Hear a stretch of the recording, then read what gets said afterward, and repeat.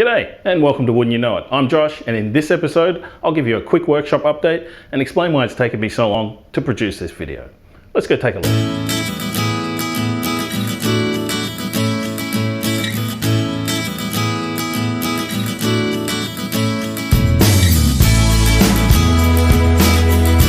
So the first stop is my bandsaw. I've got it off to the end of my workbench, which is just here. I've chosen this to be in this area because it's on wheels. If I need to cut anything reasonably long, I can just wheel it out, do my cut, put it back. Behind is the sharpening station.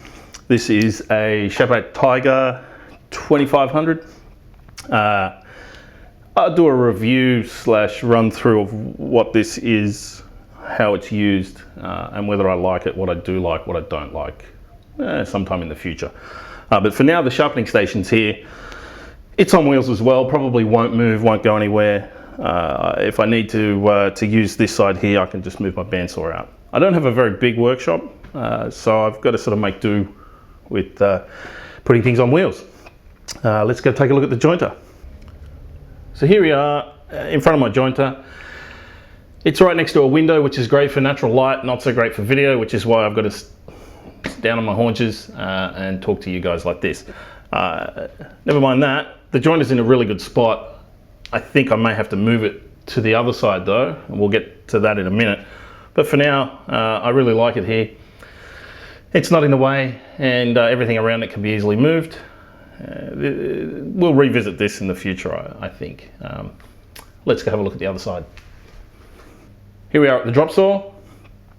I don't particularly like this location. Every time I use it, dust goes everywhere. It is hooked up to a vacuum, but the dust collection on this saw isn't particularly great. So I think I'll swap it with the jointer. The joint will end up on wheels, so I can move it in and out if I need to, which generally jointing long lengths, I think this end might be an issue. I'm not sure that this will stay here either. The dust collector will, it's mounted to the wall. I'll do a video on that in a future video. But this is where we're at the moment. It's taken quite a long time to move all this around because we've had a number of 40-odd degree days. Today is another one of those 40-degree days, so I'm not going to be out here for long. I'm just out here to film some update video, and I'll go back inside in the air conditioning to edit it. So I hope that that's sort of given you an overview of where I've placed everything. What I'll do is I'll just quickly run through the table saw. It's in the middle of the workshop in front of me.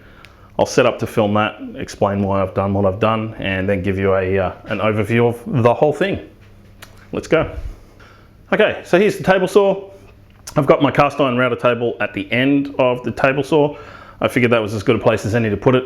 It does have its own dedicated table, but it takes up too much room, and I just don't have the space. I think that's as good a place as any. So the table saw, generally I'll use it this way. I'm not sure how I'm going to film that. I may have to turn it around 90 degrees. We'll see. The window's just here, so obviously shiny surface, backlighting. We'll see how that turns out. But not even close to doing a video on use of the table saw yet. Nowhere near there. So we'll see if I can squeeze something in between a few others. I think the first video I'm going to do will have my son Darren in it. We're going to make a 3-legged step stool or sitting stool. That was inspired by a video Paul Sellers has just released. Encourage you to go and watch his stuff. Fantastic hand tools, really, really well done, very detailed. We're going to do a modified version of that. It's going to involve the bandsaw, spoke shave, and me doing the grown-up stuff, and Darren doing the kid stuff. So should be fun. Hope you come along for the ride and enjoy this walk around video. Apologize in advance for the lighting. That's not something I'm going to attempt to solve in the short term. So let's have a look at the whole thing.